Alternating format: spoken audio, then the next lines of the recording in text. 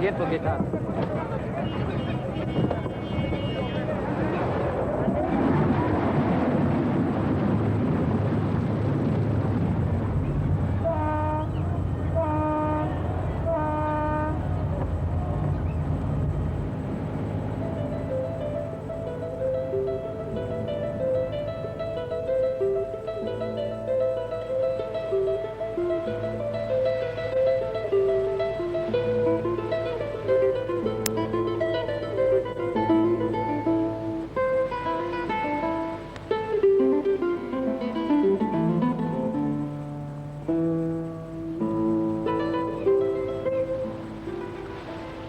The ferry flew the Spanish flag and was old, black-funneled, and squat as a duck. It was a type one might have seen over 100 years ago, running missionaries up the Congo, loaded with whips and Bibles. But today, being Saturday, it was packed to the rails with smugglers. As we moved across the oil-blue waters, innocent in the naked sun, they disposed their Gibraltar loot about them. Strapped to their limbs, under their clothes, went cigarettes, soap, sweets, tin milk, coffee, corned beef, and jars of jam.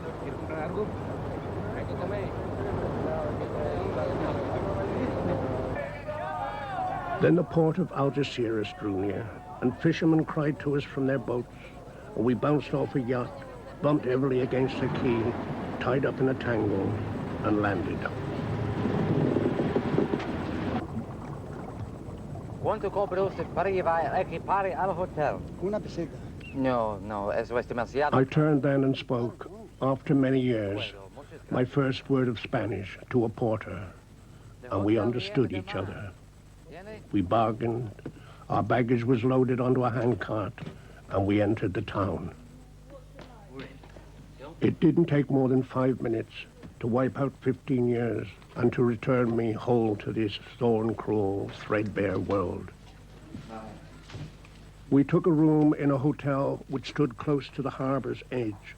It was called the Queen of the Sea.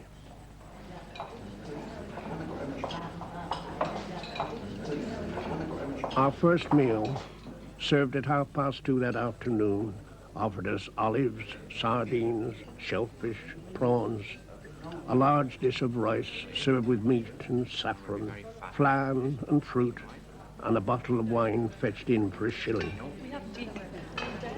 After such a meal, drenched in the green, brutish, stimulating oils of the hills, there was nothing we could do.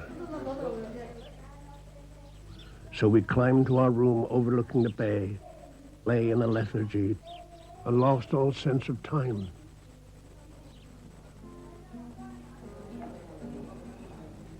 At 5 o'clock, there was a new awakening.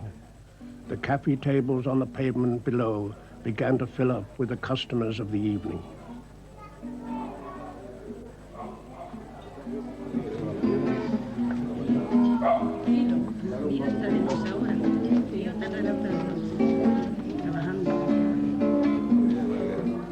It was time to be up and about.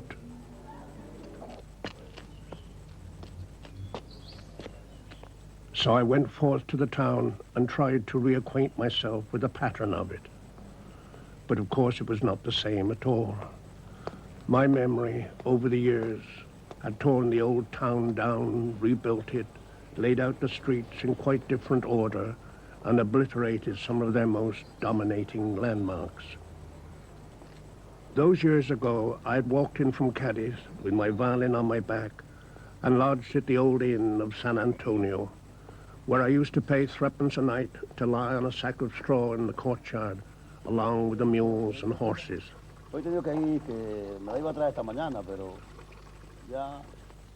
Mules and tasseled harness still crowded the courtyard. Wineskins hung from the walls, and the corners groped with echoes. But the old proprietor was dead, and nobody would believe, looking at my English tweeds, that I had ever been there at all. Yet this was where I met Pedro from the Asturias, and Ciego, the blind globetrotter from Lisbon, and we had gone into a seedy partnership. Ciego was a beggar, Pedro the thief, and for myself, I lived how I could. I stood looking now at the rough cobbles where once we lay, and there was nothing now to show that we had ever been there. Pedro murió en prisión. Pedro had died in jail. Ciego. Ciego. El mendigo. Caído armado, borracho. Then Ciego, after living some time in happy darkness, had walked into the sea on a drunken night and was never seen again. Adios. Yo. And here was I, in a new tweed suit. Inglés.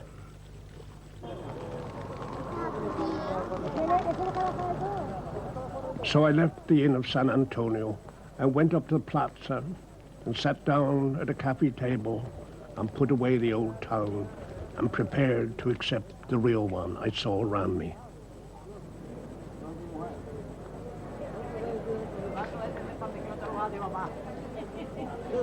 In the late afternoon sun, it glowed slumberous and golden.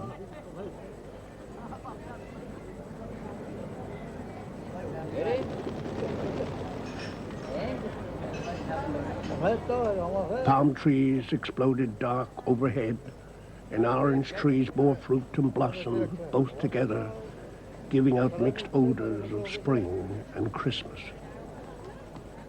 On the broad pavement below the palms, scarlet-skirted little girls skipped in halos of dust.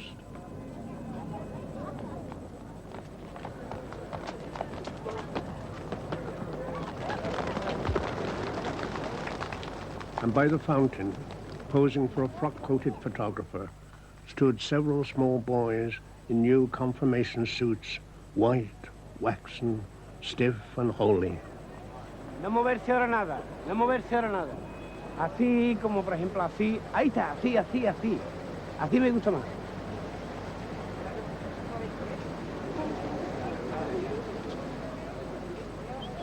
At tuppence a glass, I drank white wine, sharp and strong as the cheese of a goat.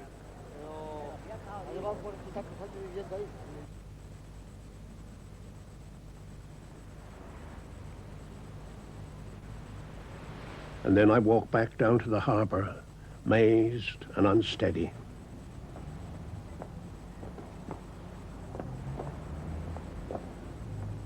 It was late now, and the harbor was deserted. All was dim light and shadows and a lapping of invisible water.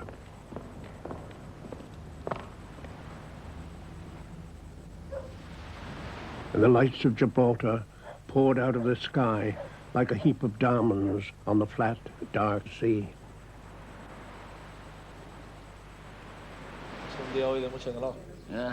In our hotel, we were soon part of the furniture, polished each day by the curious courtesies of the staff. Ramon, the manager, gave me a cigarette, a cheap, strong local brand, tasting of tar and feathers. We call them forget-me-nots, he said. If you forget them, they go out.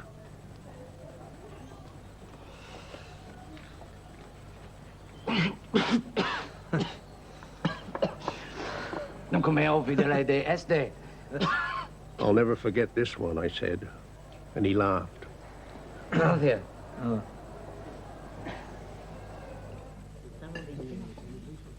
Manolo, our waiter, on the other hand, never laughed at all. He was a young man of about 22, with a small, thin body and a large head, which made him look as though he had been carved for a cathedral niche. He had beautiful eyelashes and dark, wet eyes that seemed to be focused perpetually on some distant vista of voluptuous melancholy. He served each meal as though he was serving mass. He always brought me the fattest prawns because he knew I liked them.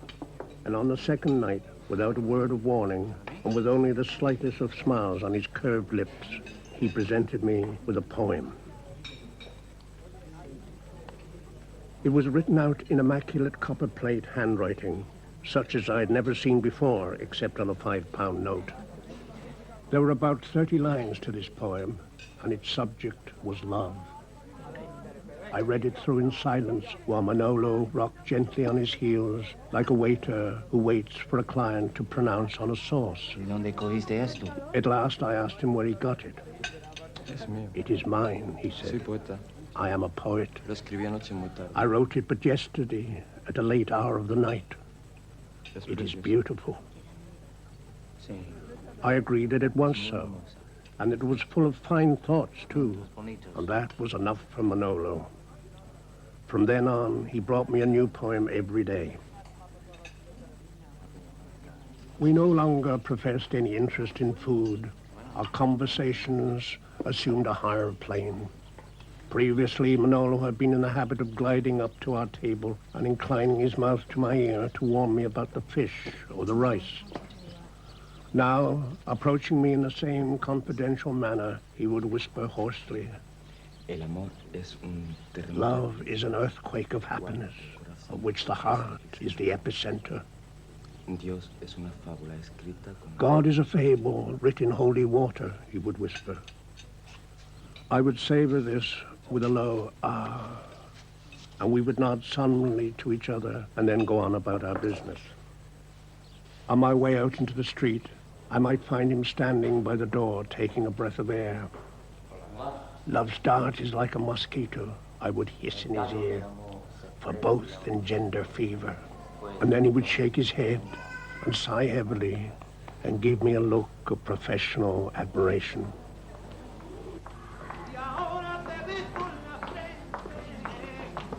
One night, Kathy and I went out to the Street of Two Brothers, to a wine cave that had attracted us by its shabby look and by the merry sounds we heard coming from within. We entered to the cry of a fisherman, singing an ecstatic fandango that shivered the roots of one's hair. The place was nothing more than a low arched drinking tunnel, full of fishermen, dim lights, and flickering Gothic shadows. The singer, who was leaning against a huge sweating barrel of Amontillado, wore a blue jersey and torn linen trousers. He was surrounded by a rapt group of friends whose shining, weather-beaten faces were creased in the very excesses of pleasure. Ay, porque morir es natural. Yo no le temo a la muerte, porque morir es cosa natural. Más le temo yo a la vida, que no sé dónde yo iré a parar. Dios mío de mi alma, con esta a cada vez esa mía.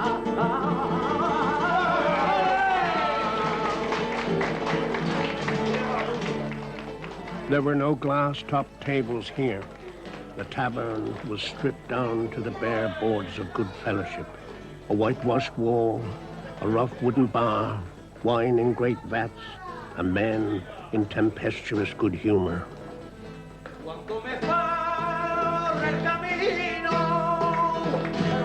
que me lleva hasta la sierra. He sang, making up the words as he went along, of boats and storms, of saints and monsters, mysterious longings and mysterious loves. They told me his name was Pepe and that he came from Huelva, the old Phoenician port east of Cadiz.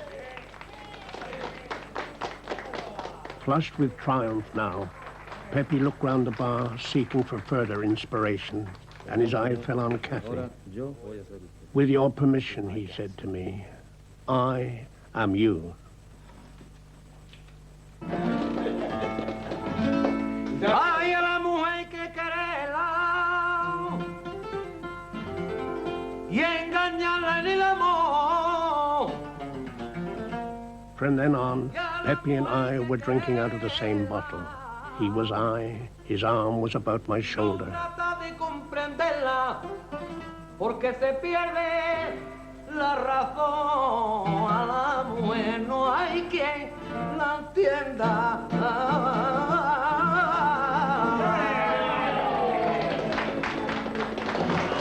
He reeked of wine and olives, of garlic and of the sea. He reeked also of glory. Te quiero, porque te quiero. He looked into Kathy's eyes and sang songs of such touching tenderness and grace, such delicate perfection, that I grieve that I can no longer remember them. I loved that man and envied him.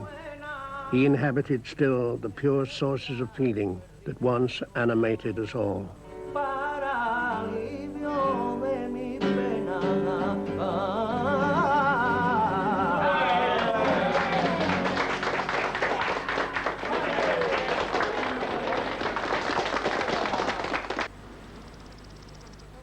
One invigorating morning, we set out to walk to Tarifa, the old Arab town lying 12 miles along the coast in the direction of Cadiz. We climbed slowly into the mountains while a wind blew in from the Atlantic, bearing strong salt smells of northern weather. We seemed alone in the world, save for the eagles that dropped out of the crags to look at us.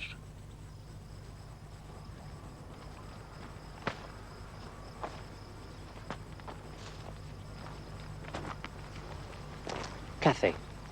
Then we saw a man whipping acorns out of a tree.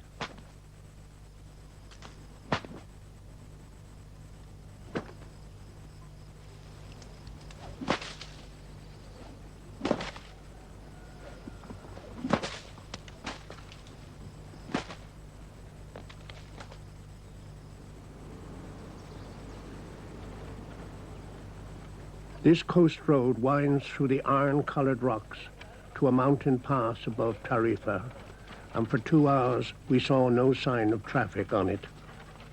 Then a farmer in a mule cart came rattling out of the fields, and seeing us toiling over the stones, stopped and offered us a lift. We climbed to the top of a load of potatoes and sat beside him.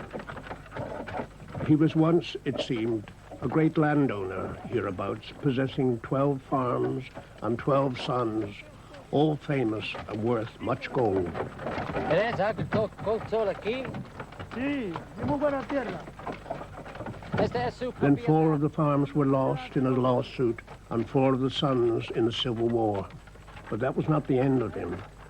There was still a son for each remaining farm, and he was master of them all.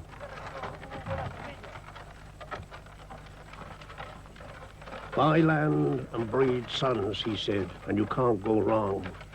He thumped himself hard in the loins.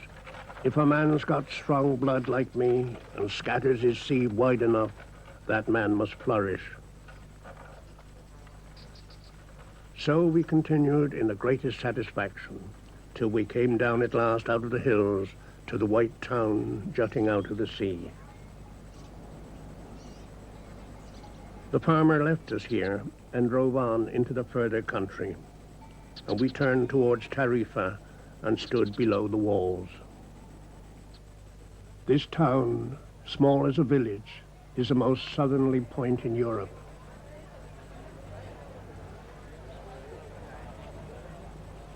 We approached the narrow Moorish gateway where the road runs through the walls.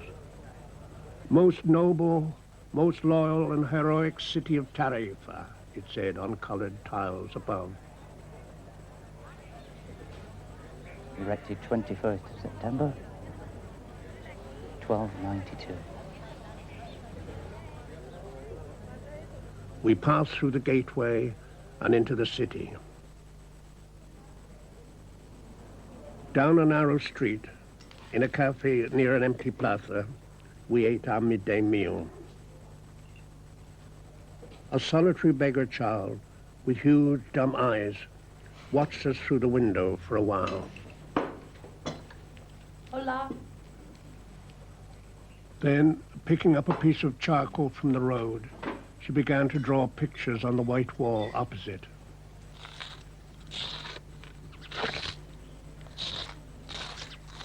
She drew a donkey, a lion, and a tree full of birds.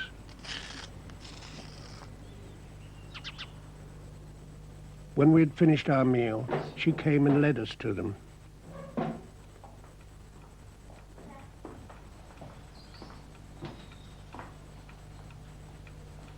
As we fingered the birds and stroked the lion's mane, she gazed up at us with great eyes swimming in shadows. ¿Qué te gustaría más en What would you todo el like to do best in the world? I asked. Viajar.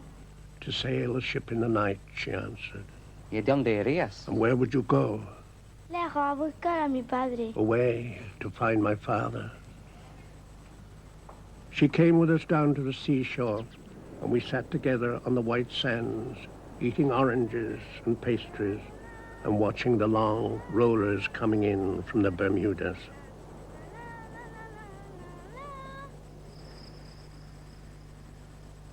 Then we said goodbye and walked out of the town and got a lift in a motor car back to Algeciras. As we returned through the mountains, our driver, who was a horse doctor, spoke passionately about the loss of Gibraltar. Porque yo decía, ¿por qué Inglaterra tiene Gibraltar en España? Tantos años. Pues no puede ser tantos años aquí. Alguna vez tiene He que said that Churchill was a good man and might hand it back to Spain any day now. Si es bueno, nuestro amigo Churchill lo devolverá. Sí, entiendo.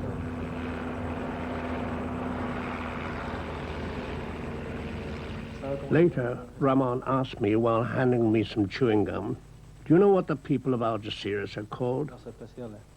The favored ones. They talk a lot about our Gibraltar and the Spanish Rock. They cry and stick out their teeth. But I'll tell you something. He paused and laid a finger along his nose. They wouldn't have it back for the world, you know. It would be the ruin of them. Gracias. The next afternoon, we left Algeciras and took a motor bus for Seville, 100 miles to the north. Among so much that is harsh and Puritan in this country, Seville is set apart like a mistress, pampered and adored. It is the heart of Andalusia and of the Andalusians. It is the first charge upon their purse and passions. In spite of war, hunger, decay, and cruelty, ways are still found to preserve the softer bloom of this city. Not only in its own province, but throughout all Spain, men turn to Seville as to a symbol.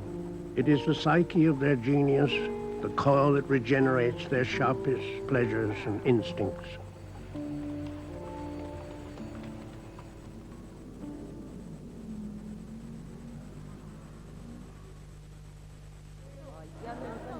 The first morning, after a breakfast of coffee and caraway buns in our hotel, we walked through a litter of leaves and orange bloom to a street market near the university. Laid out along the sidewalks in the delirium of rust was all the precious debris of a people who never throw anything away. Arranged like jewels in formal patterns on the ground were old nails, bent screws, broken files, battered buckets, tangled wire, and bundles of medieval keys.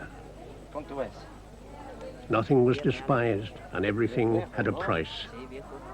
From all this happy rubbish, I bought a rose for 2pence, and for 5 shillings, a small bronze Christ, cadaverous, pain-racked, and unbelievably old. But it was a bright, sweet day, fresh from a night of rain, so we hired an open carriage and drove to the park of Maria Luisa.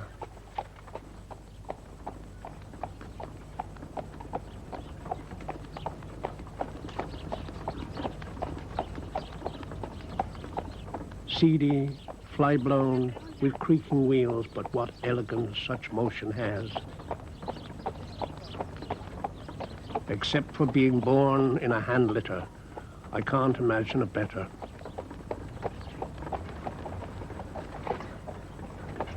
The long-maned pony gently trotted, the coachman flicked a languid whip, and smoothly we went through the delicious gardens.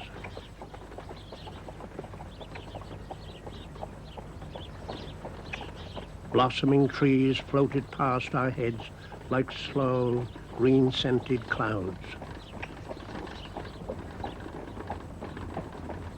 On our way back from Triana, up the streets of the Catholic kings, we looked for a tavern to rest ourselves. We found one called Pepito.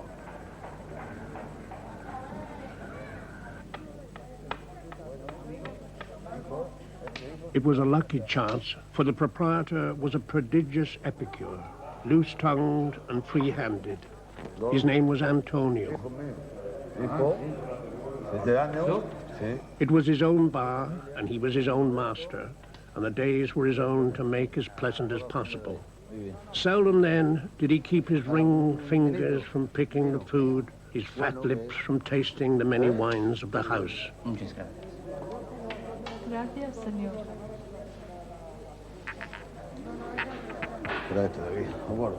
He was an enthusiast, an obsessive, and as soon as we arrived, he began to offer us, without charge, glasses of wine from every barrel in the place. Bueno, buen vino, muy buen vino. And with every new glass, Antonio would bawl to his wife, who was hidden behind a screen, and bid her fry some fresh titbit for us to eat with the wine. Great barrels were piled along the walls, chalked in red with their redolent names. Más comida. Oh, comida. We had a glass from each barrel, and from the best, several. Smell that.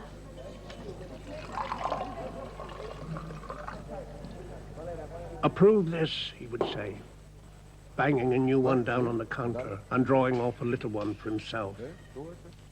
For 2 hours, we approved. And for 2 hours, he joined us glass for glass, sipping holily, watching our eyes while we drank, and telling us the history of the wines. Bueno. This is a miracle. Approve the color. With this, you could suckle a baby, so kind it is. Este vino resucita a los muertos. With this, you could wash the dead, and they'd resurrect themselves. It's stupendous, eh? With every glass came some new, delicious morsel, cooked by the invisible wife.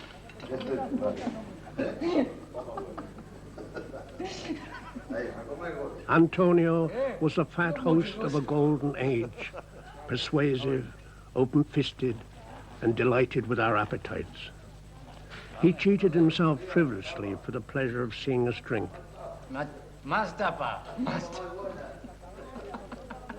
But the wife, endlessly cooking behind the screen, never appeared at all. Amigo, súbete. Most cities in the world have a particular center of gravity to which the steps of the inhabitants and visitors naturally turn. In London, I suppose it's Piccadilly. In Seville, without doubt, it is the cathedral, largest and most non-committal Gothic structure in all Christendom. It is also unlike any other I've ever seen. In contrast to the perpendicular, sky-reaching fantasies of England and France, Seville Cathedral is flat and square, a study in the horizontal, almost in prostration, hugging the ground like an encrusted turtle, ponderous with age and veneration. To this cathedral, on the morning of the Feast of the Immaculate Conception, we went early and watched the cold red sun throwing stained glass patterns on the walls. The great interior was a rouged twilight, where the fretted choir, the candled images, and the many gilded, dim-lit chapels presented to the eye the massed details of an intricate sanctity. We returned several times to the dark, echoing spaces of this cathedral, and a week later witnessed the moving ceremony of Las Saises. For hundreds of years, on this day in December, it had been the custom for a group of young boys to dance and sing on the steps of the high altar for the pleasure of the Virgin.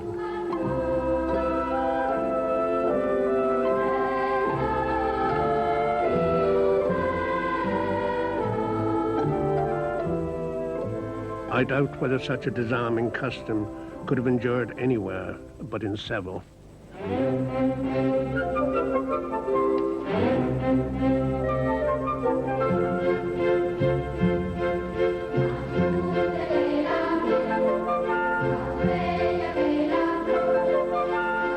The boys appeared, pale and pretty in their miniature elegance, each dressed in 15th century style, with doublets, hose, and large cockaded hats.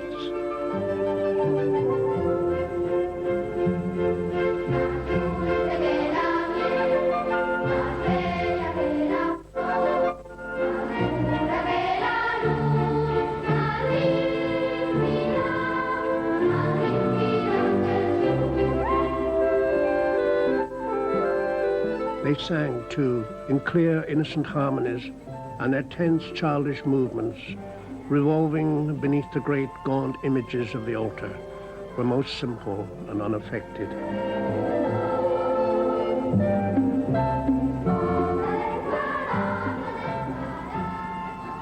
Through the years, many a pope had protested against this ceremony, calling it pagan and profane, but none had ever succeeded in suppressing it. For in Seville, to dance, even for the Virgin, had never seemed out of place. Our hotel, just off the main square, was snug like a tropical hothouse. It had a glass-roofed central well which swam in perpetual submarine twilight. And on every floor were potted plants which branched and budded with almost Hermes profusion.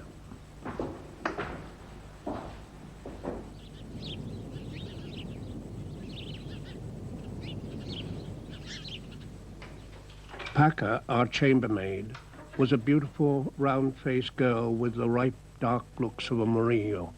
She was a typical Sevillana, and Murillo, who came from this town, must have seen many like her. Whenever she brought our breakfast in the morning, she had the winning habit of entering the shuttered room and awaking us with a soft song.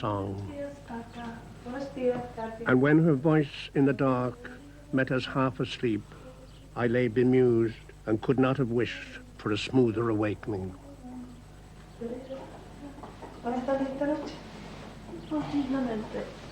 Buenos días, señor. Buenos días, Paca. Paca earned about 35 shillings a month, and she had a lover who was a waiter. She didn't know if they would ever get married. She only met him once a week, her single night of freedom. On one such night, she came to our room and asked Kathy to help prepare for the meeting. Tienes el pelo muy fuerte, oscuro. Bonita. As she sat on our bed in a tight red frock, Kathy brushed her long hair and pinned it with a flower. ¿De lápiz de labio? ¿Sí? Oh, no. Sí, Paca. Toma. Slowly, the drab incrustations of work began to drop from her. Her limbs began to stiffen and shine, her great eyes to dilate with dark, wet shadows, her head to rise and assume the high carriage of a gypsy. Only for these few hours in every week could she leave the imprisonment of bed and brooms and chamber bells and walk through the dark lanes as a girl in love. Sí, es bonita. Para ti. Ah, gracias. Wow, sí, aquí. The prospect magnified her beauties like a kiss. Vale. Preciosa para esta noche. Venga, espejo. Paca turned her glowing eyes on Kathy. You are very, very beautiful, the most beautiful. All the house is saying so. All the house, in fact, was saying that we were not English at all, that we were obviously music hall artists of unknown origin. It was a delusion that we met often, and was based partly, I think, on Kathy's jaunty looks, and partly on the fact that I always wore a fur-lined overcoat and carried 2 guitars with me everywhere. We did nothing to discourage it. It seemed to bring us certain privileges, and in consequence, we were undercharged at restaurants, entertained freely at taverns and bars, and were never expected to have any money. But to be in Seville without a guitar is like being on ice without skates. So every morning, I took lessons on the instrument in my room. My instructor, one of Seville's most respected professors of the guitar, was a small, sad man, exquisitely polite and patient, poorly but neatly dressed, and addicted to bow ties made of wallpaper. Each day, at the stroke of 10, he knocked softly on my door and entered on tiptoe as though into a sick room, carrying his guitar like a doctor's bag. Silently, he would place 2 chairs opposite each other, put me in the one facing the light, sit himself in the other, and then ponder me long and sadly while I played.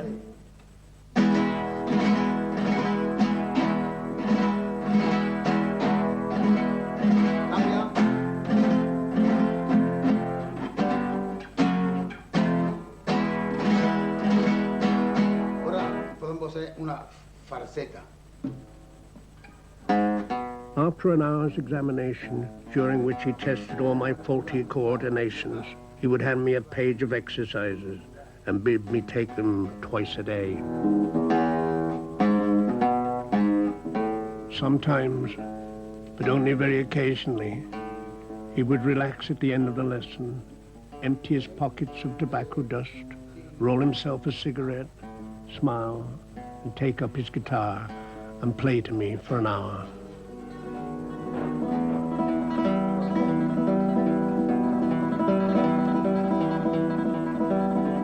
Then his eyes would turn inward and disappear into the echoing chambers of his mind, while his white fingers moved over the strings with the soft delicacy of the blind, lost in a dream of melody and invention.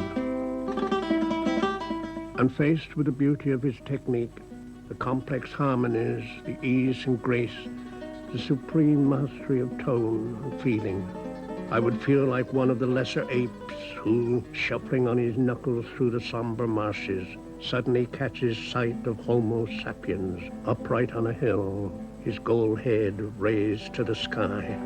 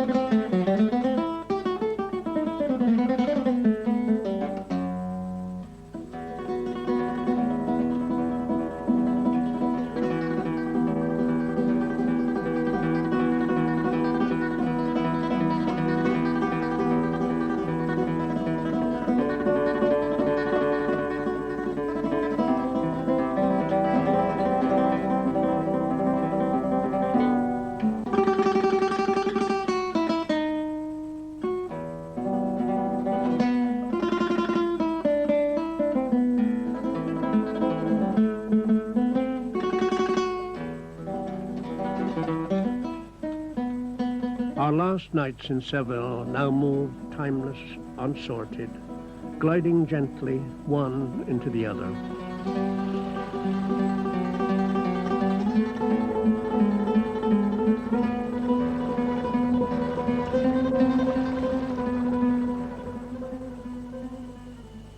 We came to the City of the Sun on the night of a full moon, which rose like a tide over the azure-echoed towers and hollow, rat-filled palaces. We had journeyed for 5 hours from Seville's December cold. But as we dropped down into Écija, the gusty winds went still. The center of the city, antique and antic now with the social stir of the evening, greeted us with a glare and jostle that owed nothing to neon lights and motor horns, but was all of a natural piece, homespun and roughly local. Around the square there were palm trees, white arches, and blind secret windows, and it seemed as though the Moors had only left that morning.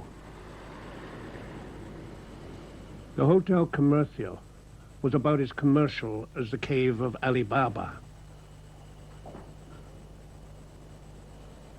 Buenas noches. Buenas noches.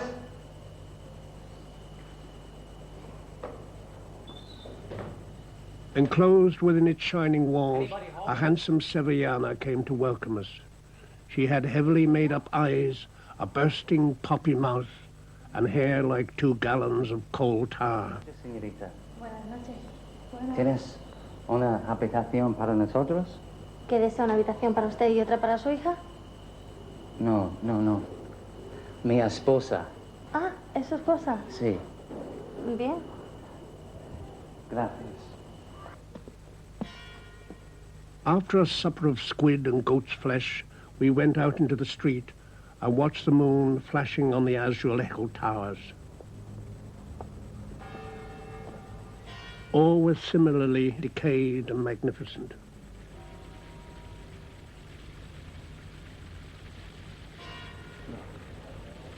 See how the light catches that? Every few minutes, one or other shivered to the stroke of a bell, which told one nothing dependable about the time, but which filled the night air with a succession of soft, feathery sounds as from magical beings who called to each other.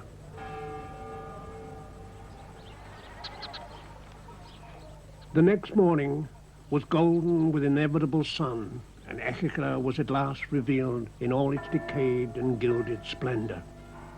Écija is a small country town between Seville and Córdoba. The Romans called it Astigi, the city of the sun, but Paco, the hotel porter, called it the frying pan of the world. It has a river, but never a breeze. In summer, they say, it can be so hot that the very natives fall dead in the streets. Even this morning, in mid-December, the sun had the warmth of an English May, though faintly water-cooled to give it freshness.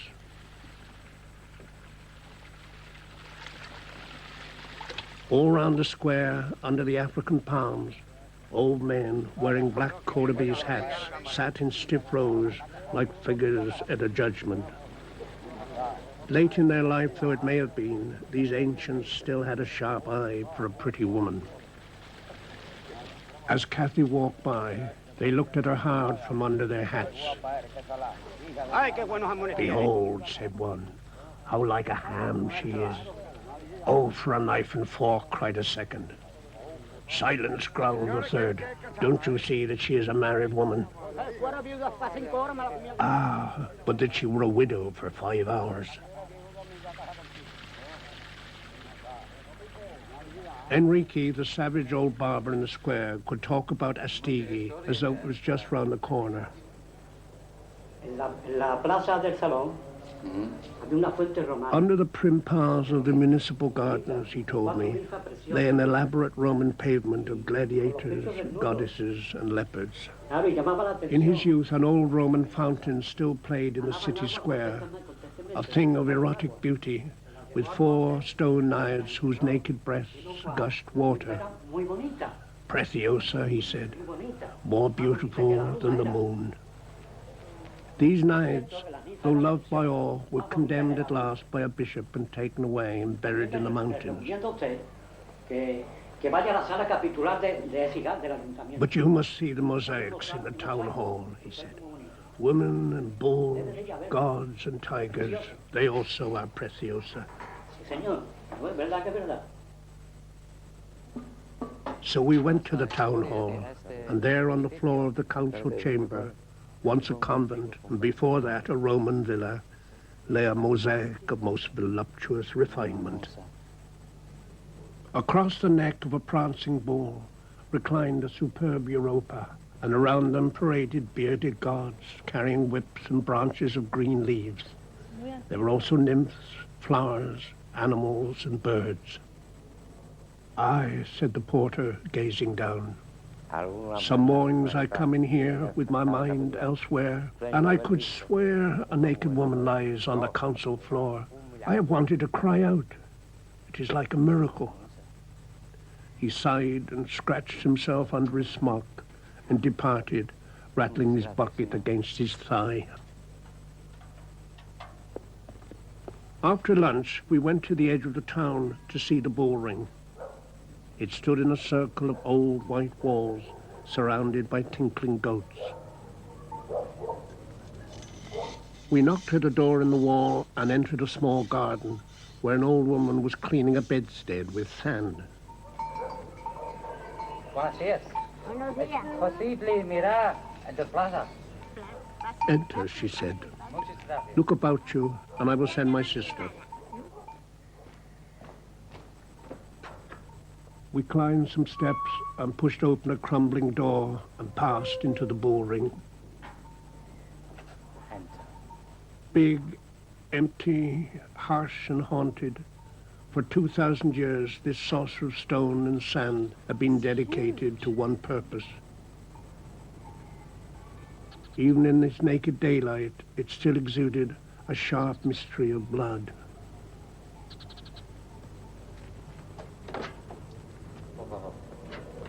The little bent sister arrived to show us round. She was courteous and sad and talked of the greatness of other times. She showed us where the bulls were herded before battle. 8 stalls of stone with heavy doors which could be raised in safety from above. Here came the greatest bulls of the Guadalquivir, and the greatest names fought them. You should have come 30 years ago, she said. How preciosa it was. Cuatro.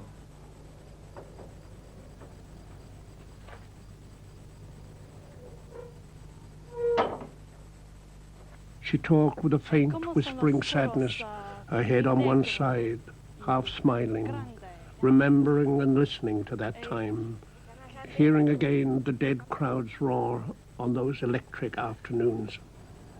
She was the shriveled spirit of the place. She fluttered her hands in sun and shadow. Here men and bulls had died before her eyes. There, in that courtyard, they quartered the dead beasts, the best in Spain, the biggest and most barbarous. To that little room, she said, El Chico was carried, blood on his shirt, sweat on his long green face. In her comb and shawl, she had run to the well, fetched water for him, and held his hand in his final panic.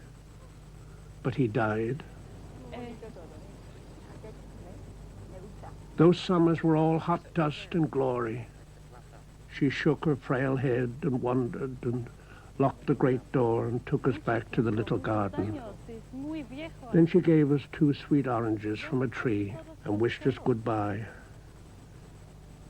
She would not accept a tip.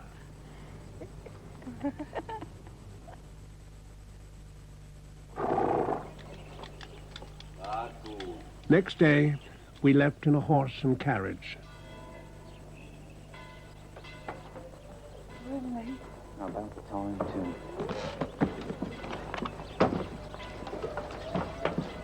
Gracias, señor. Vamos.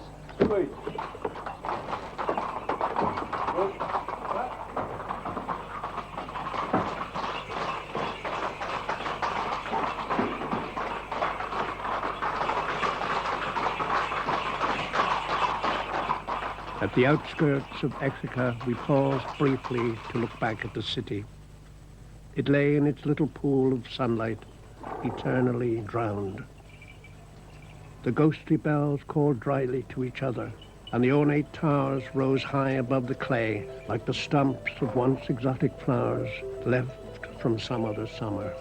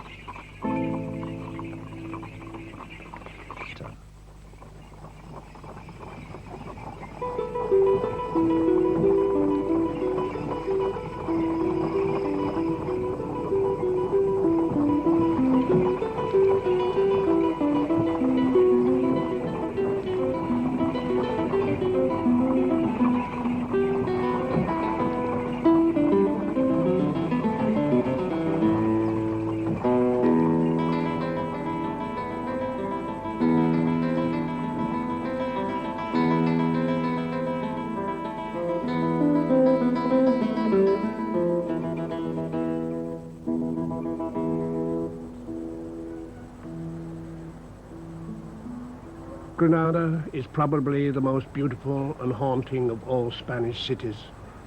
A North African paradise set under the Sierras like a rose preserved in snow. Here the art of the nomad Arab, bred in the raw heat of the deserts, reached a cool and miraculous perfection. For here, on the scented hills above the green gorge of the Darro, he found at last those phantoms of desire long sought for in mirage and wilderness. Snow, water, trees, and nightingales.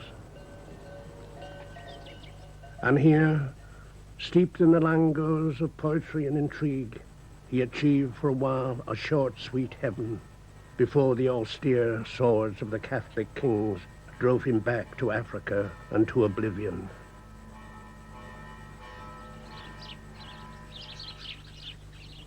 The inheritors of Granada, even today, are not at home in the city. It is still dominated by the spirit of Islam. Fascinated and repelled by it, they cannot destroy it, but remain to inhabit an atmosphere which fills them with a mixture of jealousy and pride. The people of Granada, in fact, are known throughout Andalusia as a people apart, cursed with moods which reduce them at times to almost murderous melancholy. Our first day in the city was lit by the dead white light of reflected snow, and after the soft-blown airs of Écija, were immediately chilled by it. So we walked out to warm our blood. We went across the Darro Gorge and up the Alhambra Hill, climbing a rain-torn path behind the palace. We came out onto a rocky cemetery road leading to the high place of the dead. On the crest of the hill, we sat down and looked out across the Vega. This was the highest point in the city, and the view was tremendous. 1,000 feet below us stretched the wide and populous plain, shafted with light and scattered with smoky villages. In spite of its magnificent prospect, the Cemetery Hill was not a popular place to live. It was therefore surprising to see, on the edge of the cliff nearby, look over there, a large brass bedstead with a woman and child lying on it. Pots and pans were scattered about the ground, but there was no sign of any habitation nearby. The woman lay silent, gazing at the sky, and the small child slept at her breast. Strange and surrealist it was, the naked bed, the child so still, the woman so unconscious of us. What could they be doing, exposed on a hilltop thus? We were wondering about this when suddenly, from the ground under our feet, appeared a boy with a basket of stones.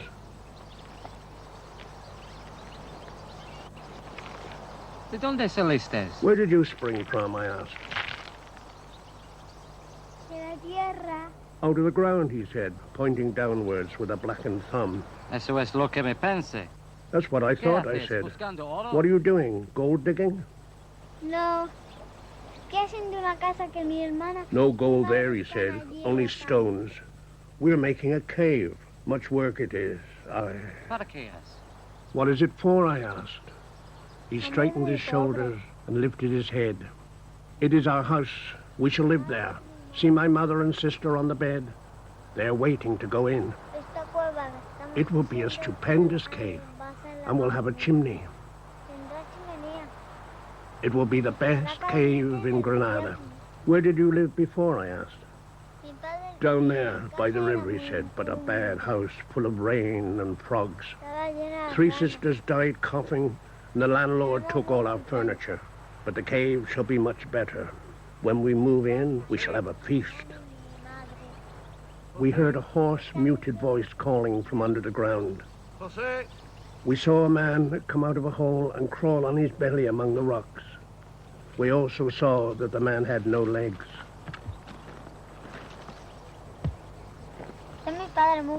That is my father, said the boy. He is very strong. Hola. Vámonos, José. The man and the boy crawled back into the ground, and immediately we heard the noise of the pickaxe under our feet. The woman on the bed lay waiting, making no sound.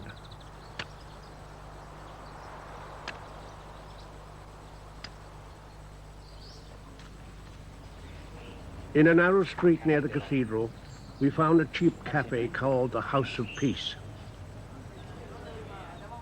And quite a find it was. For a shilling, one could eat soup, steak, chips, and fruit. A bottle of wine fetched from a nearby tavern cost 4p extra and was as strong as a blow on the head. The company was mixed and noisy, mostly carters and thin, hungry medical students. And in time, we got to know it well. The house was run by a large, spreading family under the nominal head of one Don Porfino, who was a melancholic and a drunk. He never did any work at all. But among the more active members of his staff were Elvira, a pretty, quick-tongued widow sister, and another sister, the fat, no-good Caridad, whose only value to the establishment lay in the fact that she had a butcher lover who sold them bull meat cheap. There were also 2 worn-down servant girls. Concha, a good-natured, sentimental lass,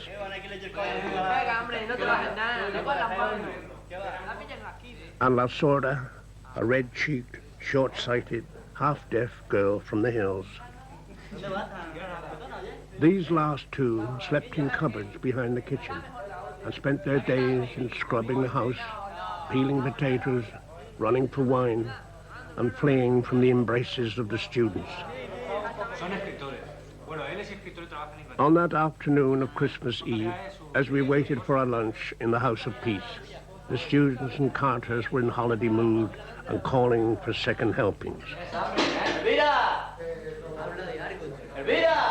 Elvira stood in the kitchen doorway surveying them. "You'll get no more," she said. "One plateful's enough, and one is all you'll have." "Go on," they shouted.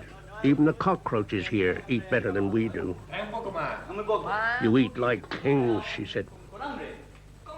Elvira, keeping up a running battle with her tongue, wiped the grease from her hands and descended upon them.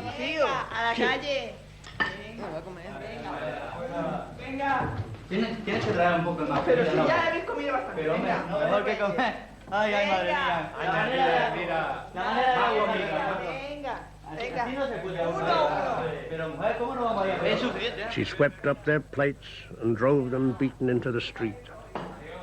Then she turned to us.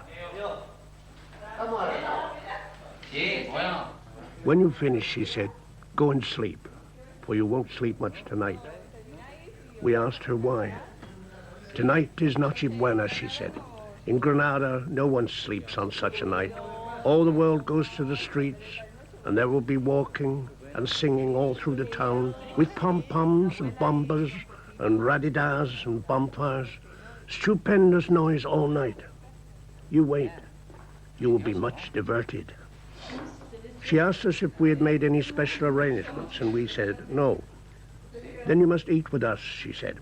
"At 9 o'clock we have a big feast here, with all the family at a long table. The grandmother invites you, and so does Don Porfino."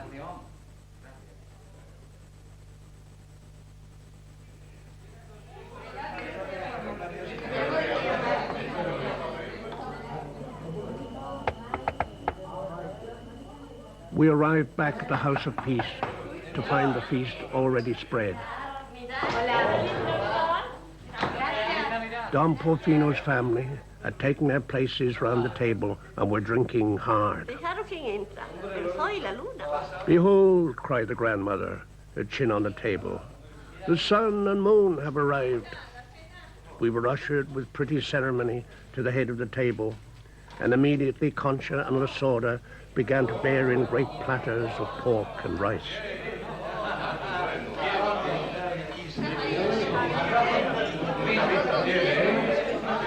Each of us, from the grandmother to the children, had his own bottle of wine, which was the color of rain.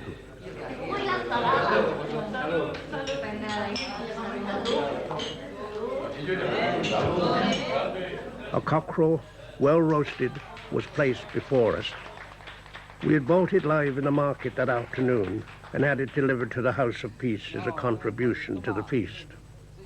In spite of every protest, nobody else was allowed to touch it.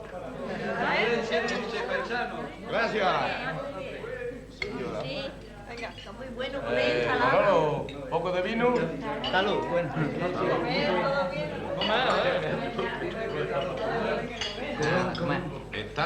Don Porfino was already far gone with drink. His face, like wet clay, was yellow and dead-looking and oozed with peculiar oils, and his tongue fought stumblingly for words. Lorenzo, I am hot and sick. My head burns, my heart is dirty. Let us leave this shameful place. Let us go to the mountains and throw snow at each other. Trini, his wife, sat near us, listening and watching with her tragic eyes. She tapped her head and flicked an imaginary fly off her shoulder. The feast grew noisy. We gorged and grew heavy, and La Sorda brought each of us a fresh bottle of wine.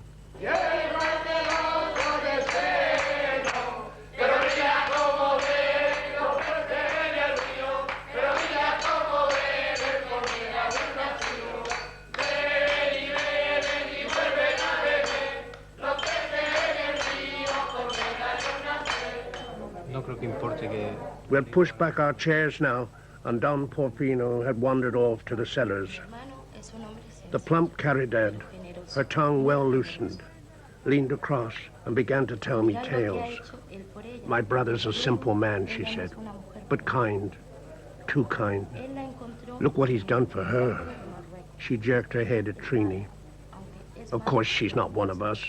He found her in Morocco, and she is bad for him, bad and proud. Though no one knows why, for she brought not a penny with her. I asked why she looked so ill. Oh, she's had a misfortune, said Caridad, pulling a conventional face. 4 days ago, she was put to bed with child. He died, and she went out and threw him in the river. She's not strong yet. Don Porfino came back. Lorenzo, he said, look at my face. Touch it. Feel my tears. I make myself weep. I have too much feeling. ¿Sentimientos? Feeling? He has no more feeling than a sack. He's like all the others. Pig skins we women carry to the grave. No, Lorenzo. The men of this country, poof, they are nothing. Give me the foreign man. Aye, there is the true gentleman. And swift and hot, she kissed me on the neck.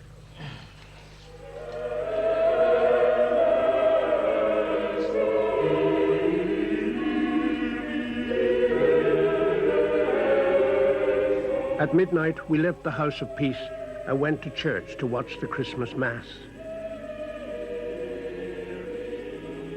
The place was warm and scented. Walls and ceiling were starred with tiny lights, and the host of candles round the Virgin whirled to my wine-struck eyes like a cloud of fireflies. Back in the streets, with midnight past, it was bright and brassy bedlam. A tide of gallants began to follow Cathy. One of their number, driven harder than the rest, detached himself from the group and tried to embrace her. With drowsy dignity, I took her from him and pushed him lightly away. But the crime was done. Outraged by his boldness, his friends leapt upon him, twisted his arms, and sat him on the pavement. And then they began to chatter and scold him, scandal in all their voices. So we left them and entered our hotel, which was near. We'd not been in our room for more than a couple of minutes when there came a loud banging on the door. ¿Quién es?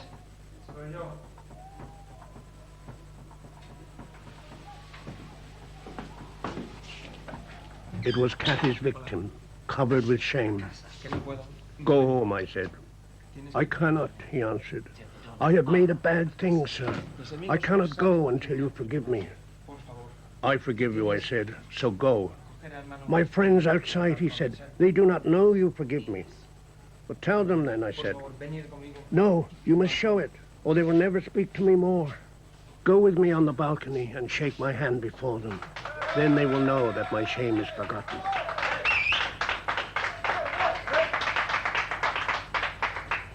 Yo reconozco que he hecho algo muy malo. In a frantic voice, the boy began a speech of contrition, addressed to me and to all assembled. Ha encontrado en su corazón la generosidad para perdonarme.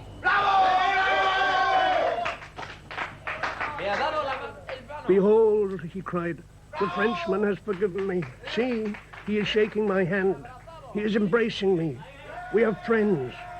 Here he kissed me. Viva el Señor! Viva! Roared the crowd.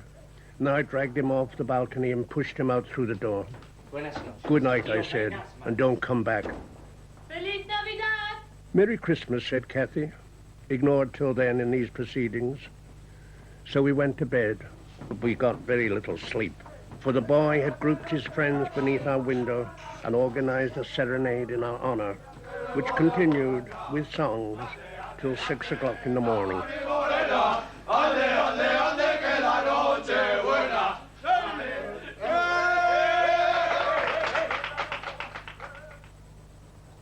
One glittering morning soon after Christmas, we looked across the roofs of the city and saw the shining heights of the Albayzín and Sacromonte and decided to spend the day there.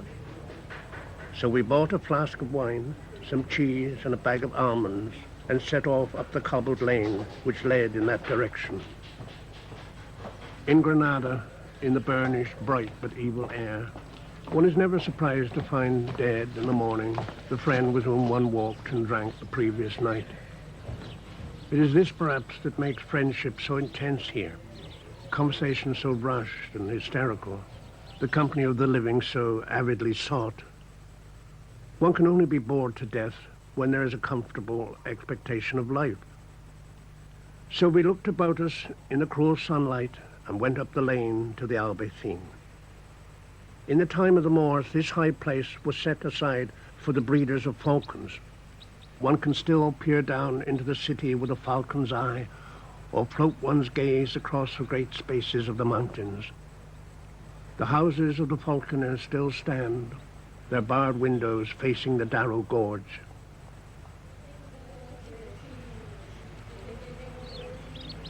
It was here, in a cobbled square tilted steeply towards the sun, that we found a company of lace makers, stitching and singing in the open air. Dale, que dale, que dale, toma, que toma, que toma, que tengo una novia que vale más que la fuente de Roma.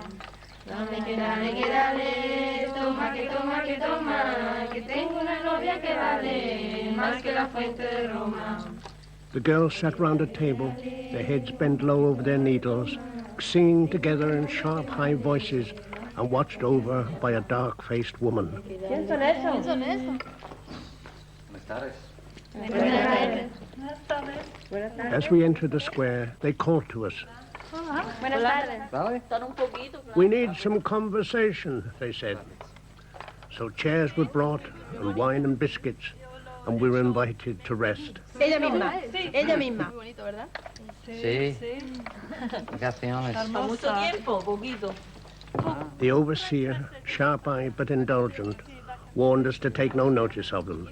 But no sooner had we sat down than we were assailed by a barrage of questions, jokes, and speculations. The pretty creatures abandoned their work for a while. They told us their names and exclaimed at Kathy's beauty. They said I looked kind and strong. Everyone chattered at once, like birds biting cherries.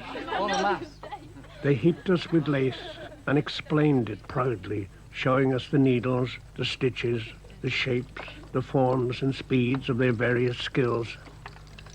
They made shawls and wedding gowns and veils for widows in the church. It is very difficult, they said, but behold. And everybody began to demonstrate with swift brown fingers how quickly a rose or leaf could grow from their agile needles. We spent the morning among these girls, warm in their sheltered square, and they took it in turns to work and entertain us. We drank our wine and struggled with their wit. Aquí no tanto la mujer rubia, aquí es morena. The overseer stopped barking at them and decided to call it a day. Soon there was clapping and dancing, and everyone stopped working. Watch La Mora, they said. She is very flamenca and most diverting. La Mora, a tall girl with Moorish looks and the cheek of a gypsy, came swaying across the cobbles, sweat on her lips and devilry in her eye. Then came Carmencita, a vicious child of 15, and dragged me to my feet. "Stand, man," she cried, and danced around me with intuitive calculation in her eyes. She arched her body and brushed me with it. She twirled and snapped her fingers. As she danced, she whispered charms and sultry evocations.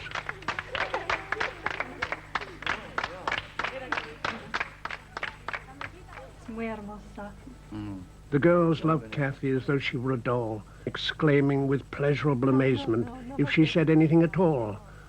And the overseer, having produced a rich black veil and gazed at it for a long time, suddenly made up her mind and pressed it upon her as a gift. Sí, es para mí. Gracias.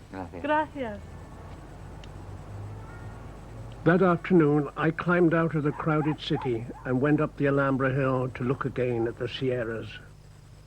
For several hours, on a crest of stones above the cemetery, I sat inert, breathing the thin, deceptive sunlight and gazing at the pure and spacious snows, unable to leave their sight.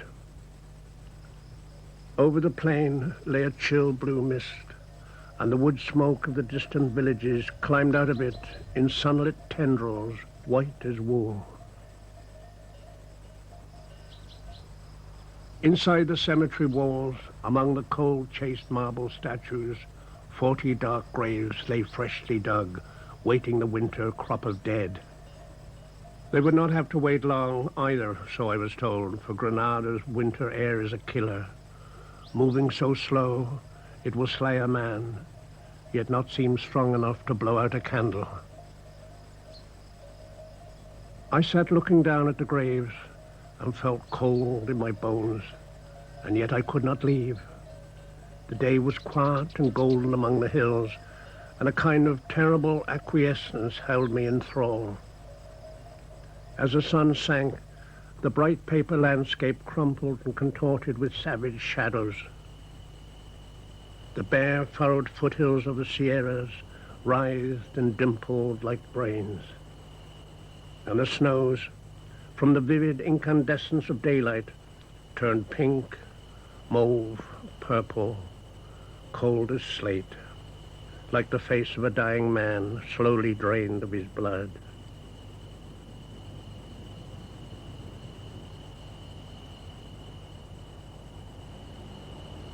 I walked back shivering through the dusky olive trees, where a pair of lovers clung together under the dark boughs, the man silent, the woman lamenting in a trance-like voice some coming separation. The next day, I was taken with a fever, and I went to bed.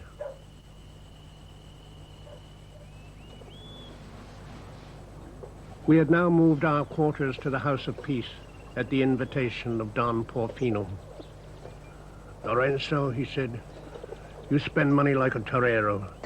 35 pesetas for that hotel room and not a lick of food. What you do it for? Come to us, and for a miserable 15 pesetas you can live like kings." So when my fever started, I found myself in this clean, whitewashed room overlooking the Calle Alhóndiga, and I was glad enough to be there. Slowly, the fever took possession of me, and all day I lay shaking and cursing, my head full of sliding fancies, while Kathy sat sewing in the window, and the family came and went with various brands of comfort. Then I grew delirious, and lost all sense of time. Chiefly, I was aware of chill Granada, of the 40 graves lying open on the hill, of the fatal air that would not blow out a candle, and of the gigantic smothering visions which raked and consumed me. I began to talk to myself, wryly, monotonously, yielding up my life to the 3-word poem my fever had invented.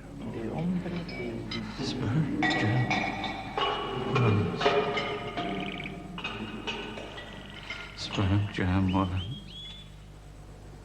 Then I remember waking one evening to a more normal consciousness, to find the grandmother holding my hand, her creased, dried walnut face rocking gently over me. Lorenzo, resígnate, que la Virgen te coja en tu brazo. Do not worry yourself, Lorenzo, said the old woman. Resign yourself to the Holy Mother and make your peace. Whatever happens, we will look after Kathy. She is a good girl and works well, and all the world loves her. She shall stay with us and be our daughter. Do not worry about her. She blessed me and left me, saying that Don Porfino would make all the arrangements. When I woke again, much later, it was to find Kathy sitting by my bed, most calm and silent, dressed all in somber black, and her great eyes said farewell. It was night and very quiet, and yet I seemed to hear from outside the door a low whispering of the students patiently waiting also. A sudden rage consumed me. Take that stuff off and clear those bastards off the stairs. And then I heard the stumbling of the suitors as they stampeded into the street.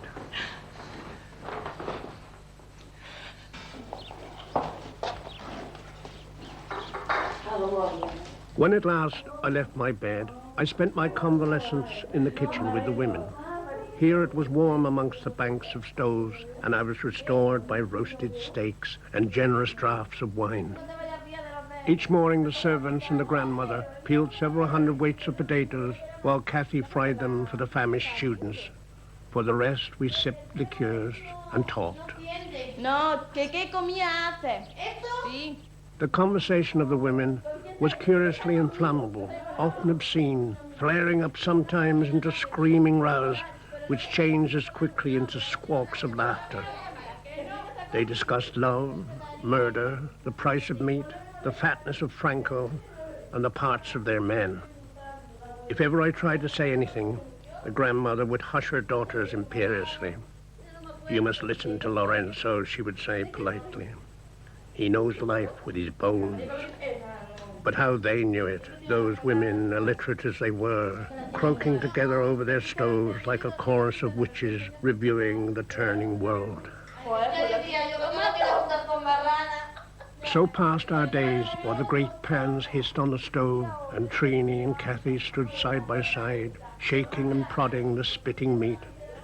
Armies of cockroaches marched over the walls, sacks of potatoes were peeled and eaten, bottles were drunk, and histories told. It was the woman's world, and men had no part in it, unless they wanted something, food, or warmth, or money. But Don Porfino, the melancholic patron, had disappeared altogether from the scene. For 3 weeks he had shut himself up in his room, cut off from life and from the light of the sun. No one could tell me why, but he never appeared again. Later, back in England, we heard that he had remained for 6 months shut up in that room, drinking, reading comics, but never stirring. And then one morning, he'd cut his throat with a razor.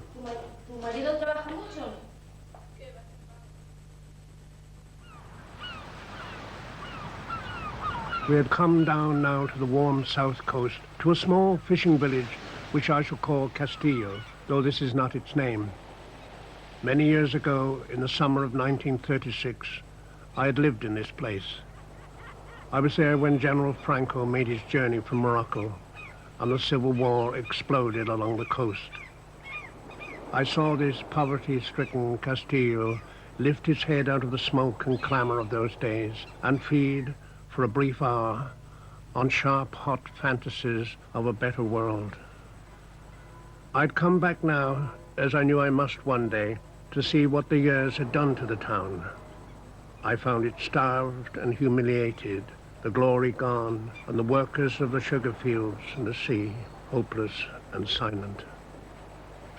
The estuary now was dry, the castle ruined and stuffed with graves, the town stripped of its pirates and Barbary jewels, depressed and desolate. The silted estuary grew crops of sugarcane, and the ragged shore was littered with broken boats. The fishing was niggardly, and the sugar offered little more than a month's work in a year. We put up at the white, square, crumbling hotel where, during my earlier visit, I had worked as porter and a minstrel. We were offered our choice of rooms and took the best one, which had a balcony overhanging the sea.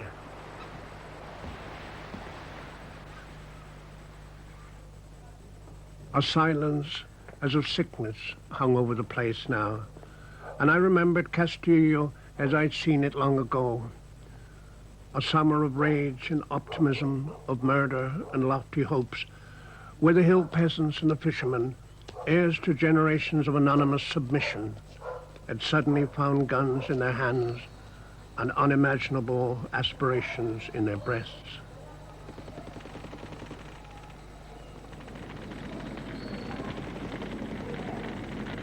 I saw them shoot the fish merchants and drive the sugar planters into the hills, barricade the mountain roads, and set up the flag of their commune over the town hall. This flag, they said, will be defended to the last drop of our blood. And so indeed it was. The smoke of violence and excess filled the streets in those first days. The destructive frenzy soon wore itself out. The committee of the commune took over the big houses that had been abandoned by their owners, and across the walls, in letters of scarlet, they chalked their naive ambitions. In this house, we shall make a school for women. This house is reserved for a hospital of rest. This house shall be the orphanage. Their plans were swiftly doomed. Very soon, the yellow snub-nosed tanks came clanking along the road from Malaga. Italian bombers swooped over the Sierras. German warships shelled from the sea. The town fell, and the firing squads cut short the brave words of the committee. Castillo's summer dream was over. As I walked through the town, time past hung heavy on my feet. The face of a generation had disappeared completely. A few old women recognized me. But of the men I had known, there was little news, and such as there was, confused. Most of them, it seemed, were either dead or fled. The old women peered up at me with red-rimmed, clouded eyes, and each tale they told me was different. Young Paco, the blonde dynamiter of enemy tanks, was still a local fisherman. You could run into him at any time. No, he had blown himself up. He had married and gone to live in Mallorca. Luis, the carpenter, had betrayed his comrades and had been stoned to death. He lived in Vélez, Malaga. He sold chickens in Granada. In the end, I gave up.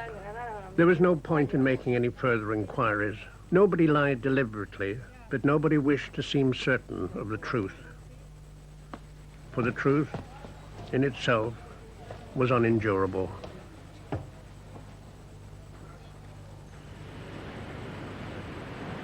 I was restless and haunted in Castillo and slept badly. Often I would go out before dawn and sit on the balcony, wrapped in a blanket, watching the dark sea's motions in the night. The slender strip of beach drew a sharp dividing frontier between the pure classic spaces of water and Castillo's earthy wretchedness.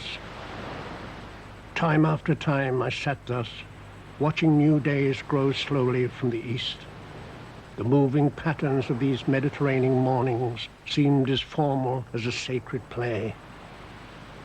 Each dawn brought the same sensations, the same dry whiff of ancient shores. One strained one's eyes, scarce breathing, searching for a sign. Presently it came. Far in the east at last, the horizon hardened, an imperceptible line dividing the sky and sea.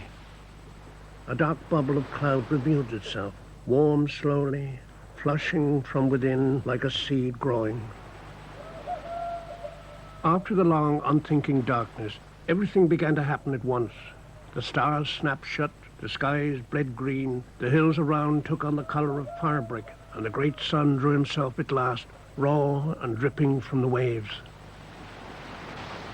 The morning, smelling of thyme and goats, of charcoal, splintered rock, and of men's long sojourn around this lake, returned with a calling of dogs, the cough of asses, and the hoarse speech of the fishermen going down to the working sea.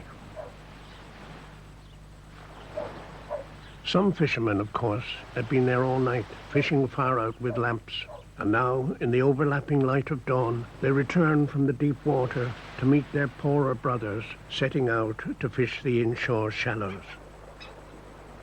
Then the poor, scratch fishermen of the morning took over, setting out in their curved boats and rowing like madmen across the copper sea.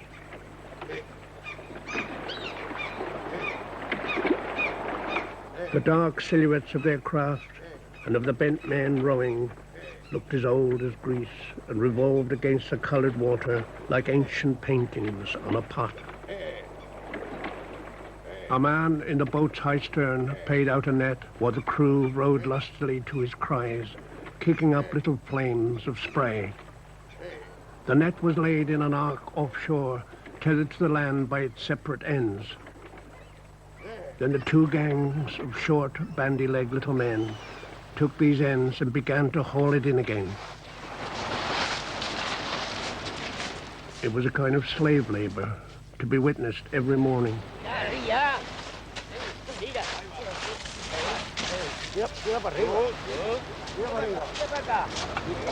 Panting, sweating, yelping and groaning, they toiled up the beach, while the heavy net, inch by inch, was laboriously hauled ashore.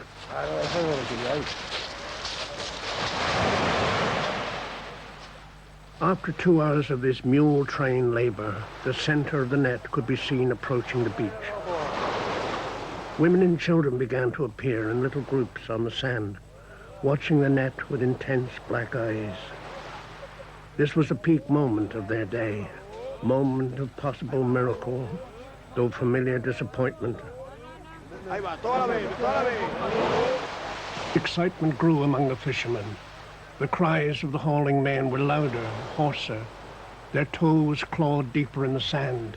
They heaved and threshed and tumbled, and all eyes were fixed on the patch of rippling foam where the long funnel of net rolled submerged with its catch.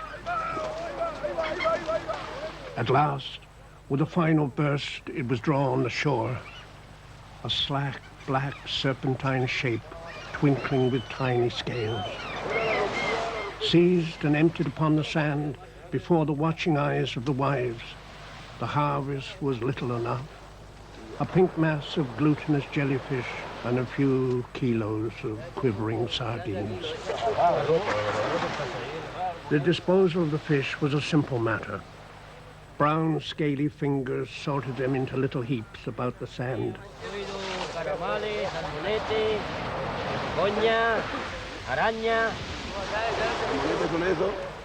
The watchers and the exhausted fishermen drew in their breath, gazing silently at the wretched heap, and in it saw their poverty confirmed. For a while, they stood in a ring, unspeaking, gazing down. Then the leader of the crew, in a croaking, fatal voice, began to auction them on the spot. 75. He mentioned a figure, almost with shame. 74. Two damp-faced dealers, bleary from their beds, approached and stood listlessly watching. 72. As the price fell, so did the leader's voice, as though he could not bear the women to hear such obscenities on his lips. En 70. At last, when his husky offer could sink no lower, one of the dealers nodded briefly, spat, and shoveled some loose change into the leader's hands. It was all over. The pathetic price was shared, and the stunted men, still blown from their long labors, took their few pence in silence.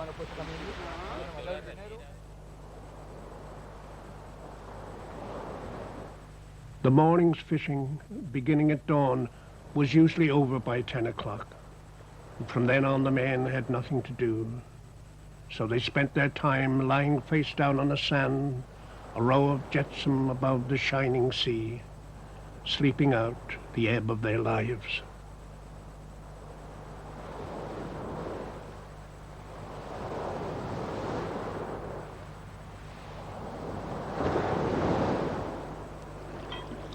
The days we spent there were spacious, slow, and quiet.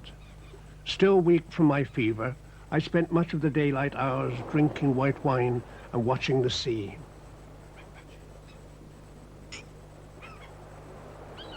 After dark, Rosario, the maid, pushed back the beds and she and Kathy danced.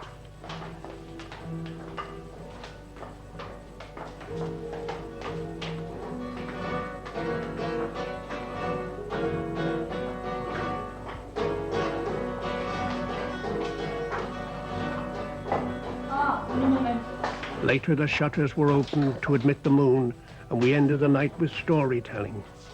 And so passed the days of my convalescence, the sea with its pattern of boats and men, the girls dancing in the dusk, a boy playing his tragic songs along the path of the moon, and the haunted presence of the town around us, smouldering in the dark.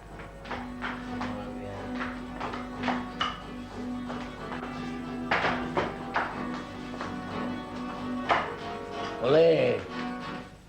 Sitting one morning outside a seafront cafe, we caught sight of a striking figure advancing up the street towards us. He was a tall man, wide-hipped and narrow-shouldered, shaped like a sherry cask, and on top of his large, smooth head, he wore a black beret, hardly bigger than a button.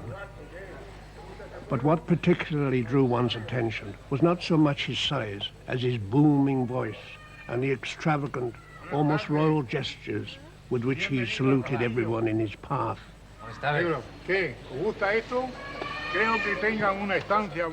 Distinguished visitors, welcome to Castillo. Do you wish to pass a pleasant hour? Honor me then with your company, and I will show you my beautiful farm. Like ships becalmed, our slack sails stirred to his gusty voice. We rose, and to the winds of his pleasantries rode helplessly down the street before him. I am Don Paco, he said. All the world knows me. They will tell you I have the best farm on the southern coast. I am loved by everyone and respected much. Villagers at the sight of him recoiled and ran scurrying into their houses. We left the town, and Don Paco led us down a narrow lane, shuttered on each side by tall green sugar canes. The lane was waterlogged from a night of storm, and we picked our way wetly along it. It seems to be like a mud river. El mejor lugar, el mejor clima del mundo, y el más bonito de todo What a paradise, cried Don Paco. The most beautiful place in Europe and the best climate in the world. He slipped on a pebble and went in up to his ankles in creamy mud. Have you not found it so? Superb, I said, apart from the rain. Splendid, a pesar de la lluvia. Lluvia, aquí no llueve nunca. Nonsense, he snapped. It never rains here. Mist and dew sometimes, but never rain. El tiempo hace más de 5 años que no hemos conocido una gota de agua. He surveyed the flooded lane at his feet. This water comes from the Sierras. Taste it. He dipped a finger gingerly in the mud, licked it, and gave a little shudder. Pure snow, delicious, gift of heaven. I tell you, Castillo wants for nothing. Sun, fruit, flowers all the year round, Have you ever felt better than you do at this moment? Maravilloso. Wonderful, I said. Resfriado. Apart from a cold. No es que te está A contagiando. cold, snorted the man. Impossible. What you have is a slight nasal irritation due to the abundance of flowers in the place. No one has colds in Castillo. No one is ill. People live so long we have to shoot them, out of kindness.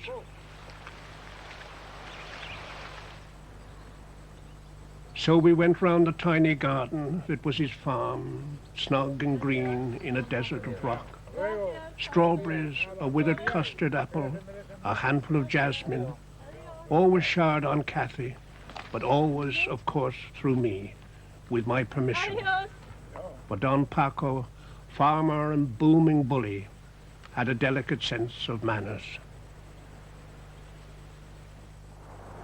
Next day, a terrible thing happened. The night was hot, and we played cards on the terrace above the moonlit, milky water. Far out under the horizon, a cluster of fishing lamps burned red in the violet dark.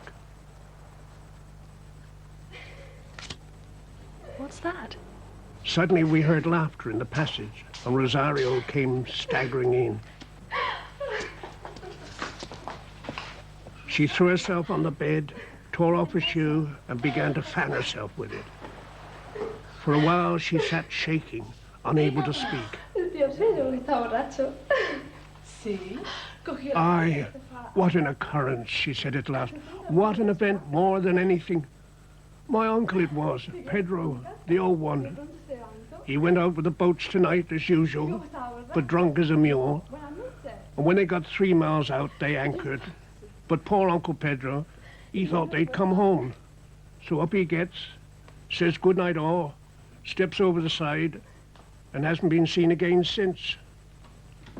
Poor Uncle Pedro. He'd come home all right. They found him 3 days later, washed up in a neighboring cove, and already half devoured by the fish.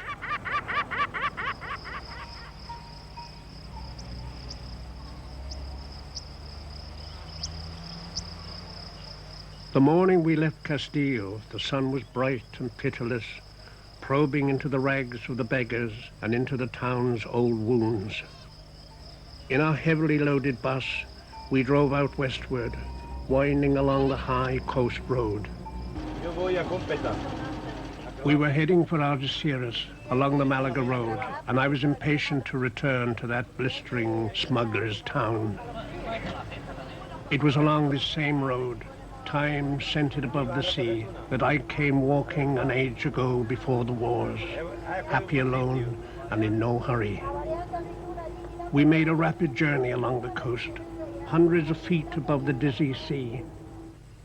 The mountains to the north pursued us with purple peaks and clawed at the sea with great outcrops of rock, across which we stepped on slender bridges.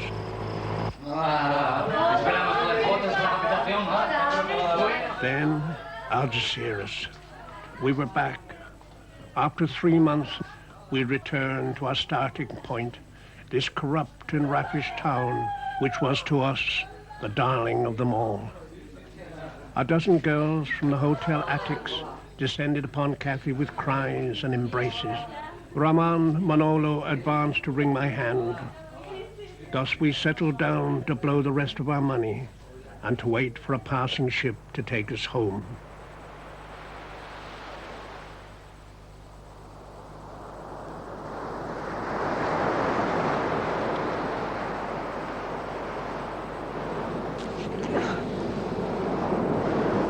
Through the long, hot days, we lay on the beach, sleeping and bathing at intervals, while large white cows walked the sands before us, and an old crone gathered seaweed.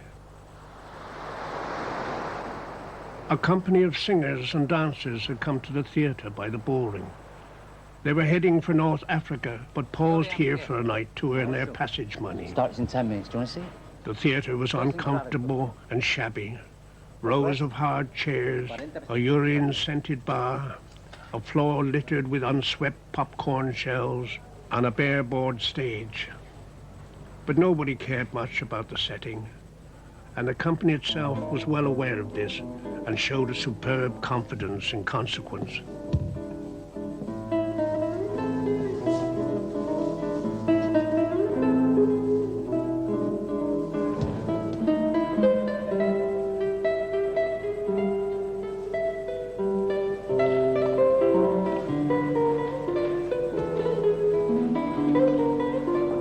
They were all young girls, and their dark hair, threaded with flowers, was greased and watered in shining curls.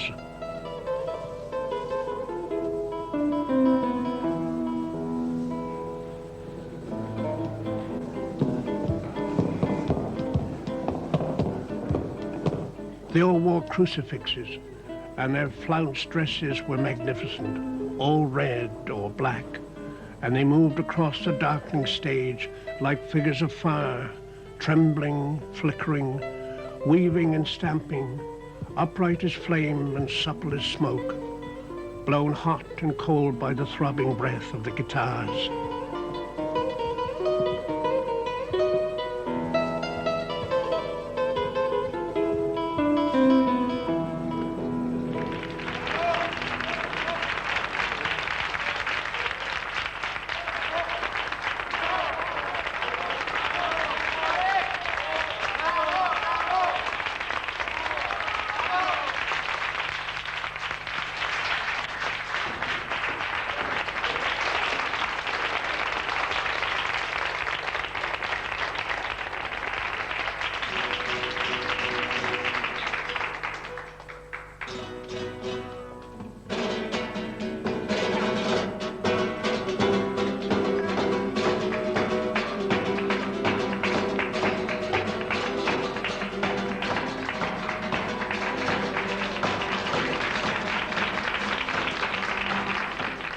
After the girls came the star, Luisa Ortega, with her dark Indian face and anguished, mobile mouth, to sing a series of songs she had written herself, songs of love, pain, the Virgin, and Mi Granada.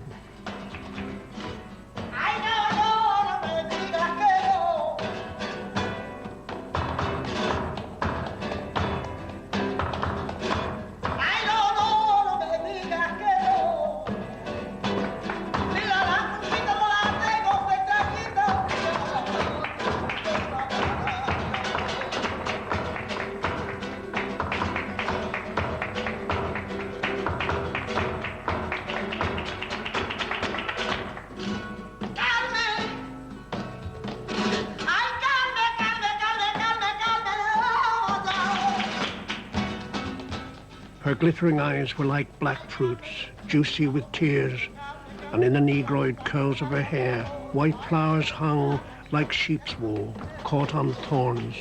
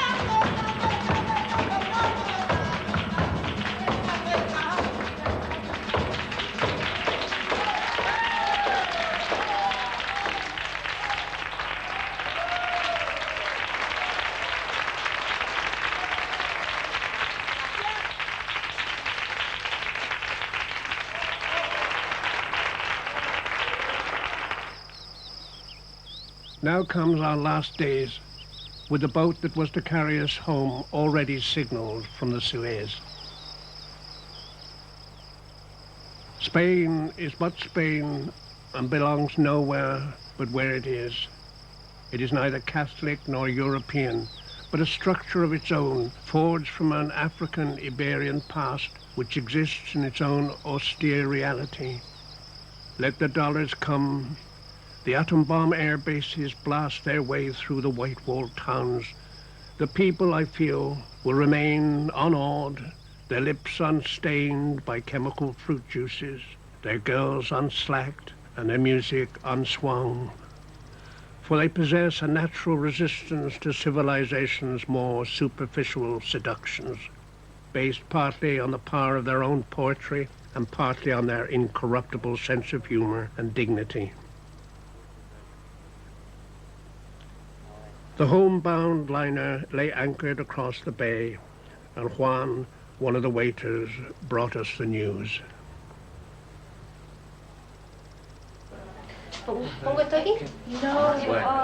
As we packed our bags, came others with gifts of farewell. Ramon gave us a drawing of his child and some wine from his wife's vineyard. Y una botella de vino. Más vino. De la cosecha de la viña de mi mujer. Casi. Para la mañana. Sí. Manolo, a sheaf of poems. Isidro, a loaf flavored with saffron and currants. Sí. Salute. Esto lo lleve para mañana.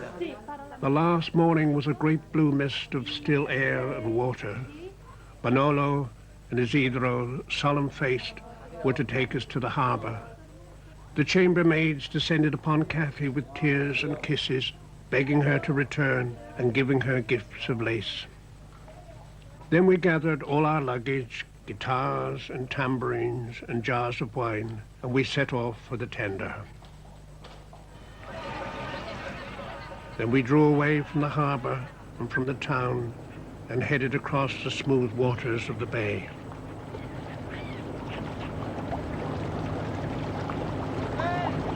Volver pronto. This is your home, called Manolo to me, and my house is yours.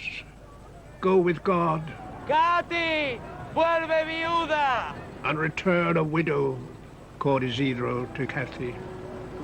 And we saw them slowly fade away on the harbor wall. And Spain slid from our eyes into the mist, leaving us lost and footless on a naked sea.